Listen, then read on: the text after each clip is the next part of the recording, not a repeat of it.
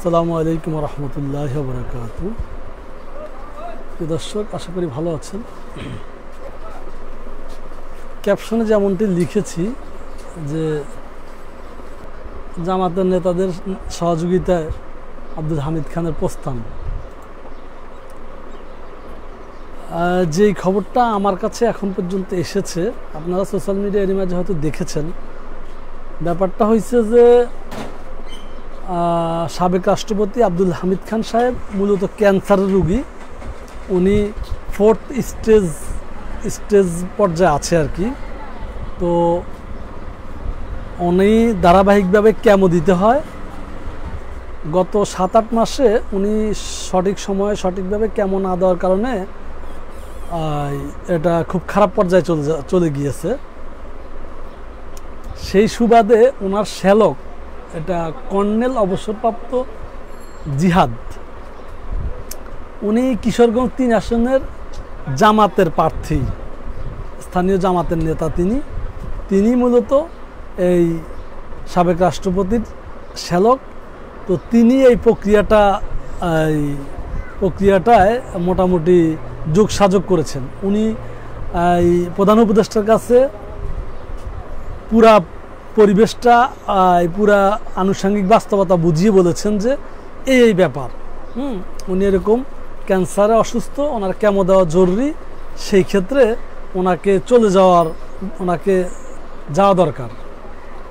আর এই বিষয়টা এই ইমিগ্রেশন পুলিশ থেকে ডিআইজি মোয়াজ্জেম হোসেনের মাধ্যমে ইমিগ্রেশন ক্রস করেছে। আর এই ইমিগ্রেশন কোর্স করতে যে সহযোগিতা মোয়াজ্জেম হোসেন করেছেন, তিনিও একজন জামাতপন্থী অফিসার।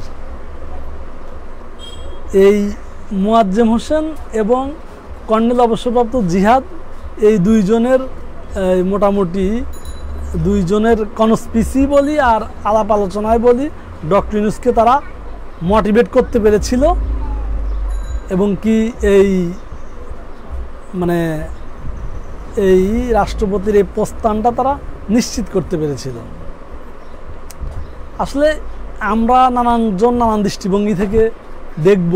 কেউ হয়তো মনে করব যে রাষ্ট্রপতি হিসাবে উনি খুব ভালো মানুষ ছিলেন, বা ওনার ব্যাপারে সরকার অ্যাকশনে যাওয়া ঠিক হয়নি, এরকম নানান বিষয় আছে। দিন শেষে ওনার নামে একটা হত্যা মামলা আছে সম্ভবত। তো হত্যা মামলাটা আসলে এই ওনার এলাকার স্থানীয় মামলা আর কি। সেই মামলায় শেখ হাসিনা এবং সজীবদের জয়, এরা সবাই আসামি। আর দ্বিতীয় কথা হলো যে উনি একজন ক্লিন ইমেজের রাজনীতিবিদ, আমরা এতটুকু জানি। কিন্তু গত সময়ের 3টা নির্বাচন উনি থাকা অবস্থা হয়েছে। কখনো উনি সংসদে স্পিকার ছিলেন, কখনো রাষ্ট্রপতি ছিলেন, কিন্তু ওনার কড়া হস্তক্ষেপ আমরা দেখি নাই। তারপরও আসলে একটা লোকের এই মুমূর্ষ অবস্থায় ওনাকে চিকিৎসার বিষয়টা নিশ্চিত করা দরকার বলেই মনে করি আমি। যদিও গত সরকারের সময় আমরা এরকম অসংখ্য মানুষকে চিকিৎসা নিতে গিয়ে আর ফিরে আসতে দেওয়া হয়নি, আবার কাউকে চিকিৎসা নিতে যেতে দেওয়া হয়নি, এরকম নজির যথেষ্টই আছে। কিন্তু আমরা এরকম নজির থেকে যদি এরকম নজিরই শিখি, সেই ক্ষেত্রে তো আসলে আমাদের খুব বেশি শিখার কিছু থাকবে না। সেই ক্ষেত্রে ডক্টর ইউনূসকে এই মোয়াজ্জেম হোসেন এবং কর্নেল অবসরপ্রাপ্ত জিহাদ, জামাতের এই দুইজন নেতাই বলবো, একজন নেতা আরেকজন ডিআইজি, কিন্তু উনি জামাত ঘরানার মানুষ, এতটুকু আমি বলতে পারি। ওনারা মোটামুটি কনভার্ট করে, মোটিভেশন করে এই যাওয়ার প্রক্রিয়াটা নিশ্চিত করেছে। কিন্তু আমার কথা হলো যে আপনারা নিশ্চিত করেছেন, ভালো কথা, সেই তোড়জোড় আদৌ সামলাইতে পারবেন কিনা সেটাও জানি না। কারণ ওই যে হনুমানের পাছার আগুনের লঙ্কা পড়া যায়, এরকম একটা কথা আছে না। এখন তো ওনাকে যাওয়া নিয়ে আওয়ামী লীগ ব্যান্ড হওয়ার পথে। যাই হোক, আওয়ামী লীগ ব্যান্ড হওয়া নিয়েও একটা বিস্তর আলোচনা করার বিষয় আছে। আদৌ তাদেরকে ব্যান্ড করার বাস্তবতা আছে কিনা, করা যাবে কিনা, করলে কি প্রক্রিয়া করা যাবে, সেগুলো নিয়ে কথা আছে। রাস্তা আন্দোলন করেই কি আওয়ামী লীগকে ব্যান্ড করা যাবে কিনা, সেই ব্যান্ডটা সঠিক হবে কিনা, সেটা টিকবে কিনা, তো এই বাস্তবতাগুলো আমাদেরকে খেয়াল রাখতে হবে। কিন্তু আমার কথা হলো যে এই দুইজনের প্ররোচনায় যেহেতু এই ঘটনাটা ঘটেছে, কিন্তু এই যে 2-3 জনকে প্রত্যাহার করা হয়েছে, কাকে কাকে 3 জনকে দায়িত্ব থেকে প্রত্যাহার করা হয়েছে। এই 3 জনকে আপনারা কেন প্রত্যাহার করলেন? স্বরাষ্ট্রমন্ত্রী এরই মাঝে 3 জনকে প্রত্যাহার করেছেন, তো ওনাদেরকে প্রত্যাহার করে তো লাভ নাই। তাদের মানে উপর লেভেল যদি এটা নিয়ে ডিসকাশন করে ফেলে, মানে কনভেন্স হয়ে যায়, তাহলে তো ওনাদেরকে সাজা দিয়েও লাভ নেই, তাই না? তো যাই হোক, জানি না আমরা আসলে কি হবে। এখন যে পর্যায়ে দেখছি যে আওয়ামী লীগ নিষিদ্ধ হওয়ার প্রক্রিয়ায় হাঁটছে, ছাত্ররা রাস্তায় আছে, গণ অধিকার পরিষদ, বিএনপি, জামাত সবাই মোটামুটি রাজপথেই অবস্থান নিয়েছে। এটা থেকে কি হবে আমি জানি না। তবে রাজপথ থেকে তো আসলে ঘোষণা দিয়ে দিলে হইল না যে আওয়ামী লীগ নিষিদ্ধ, বা নির্বাহী কোনো আদেশে আওয়ামী লীগকে নিষিদ্ধ করে দিয়ে কোনো লাভ নাই। কারণ আপনারা জানেন যে আওয়ামী লীগ কিন্তু জামাতকে নির্বাহী আদেশে নিষিদ্ধ করেছিল, তাতে করে কোনো খুব বেশি লাভ হয়নি। এখন মূলত সবাই বসে আগে একটা প্রক্রিয়া বের করতে হবে যে আমরা যদি আসলে জামাতের এই আওয়ামী লীগের নিষিদ্ধ করতে চাই, তাহলে আমরা কোন প্রক্রিয়া নিষিদ্ধ করলে সেটা স্টেবল হবে, আর আদৌ সেরকম কোনো প্রক্রিয়া আছে কিনা সেটা আমরা বের করতে পারি কিনা, এটা সকল রাজনৈতিক দলগুলা বসে বের করা দরকার।